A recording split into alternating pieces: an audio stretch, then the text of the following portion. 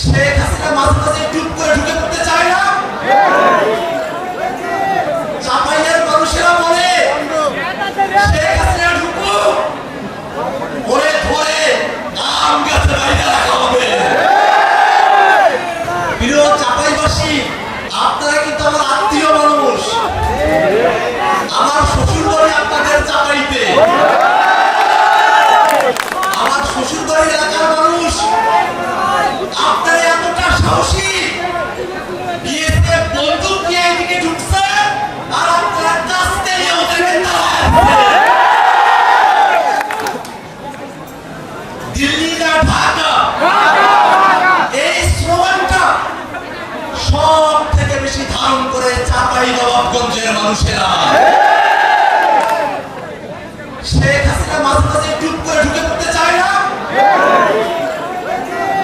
চাপাইয়ের মানুষেরা বলে শেখ হাসিনা ঢুকুক, ওরে ধরে আম গাছে বাইরে রাখা হবে, গণহত্যার বিচার করা হবে।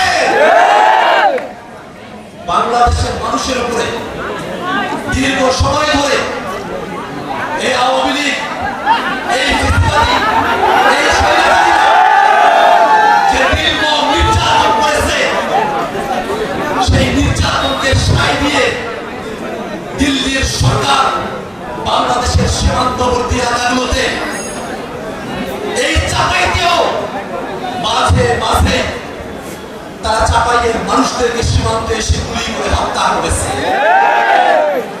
বাংলাদেশের মানুষের লড়াই মানবিক মর্যাদা প্রতিষ্ঠার লড়াই। বাংলাদেশের মানুষ নিজেদের মর্যাদা নিয়ে, নিজেদের স্বাতন্ত্র্য নিয়ে, নিজেদের ঐতিহ্য নিয়ে এই বাংলাদেশে বাস করবে। বাংলাদেশের দিকে ওই ভারত, ওই আমেরিকা, ওই চীন আঙ্গুল মুছিয়ে কথা বলার সাহস করবে না। আপনারা চাপাইয়ের মানুষেরা দীর্ঘ সময় ধরে আপনারা আঞ্চলিকভাবে বৈষম্যের শিকার হয়ে এসেছেন, রাজনৈতিক বৈষম্যের শিকার হয়ে এসেছেন।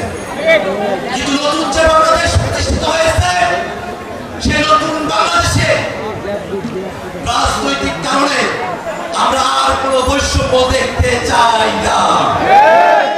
যে রক্ত, যে শ্রম, যে জীবনের বিনিময়ে নতুন বাংলাদেশ প্রতিষ্ঠিত হয়েছে, সেই নতুন বাংলাদেশ আর পুরনো সিস্টেমে, আর পুরনো কায়দায় চলতে পারে না।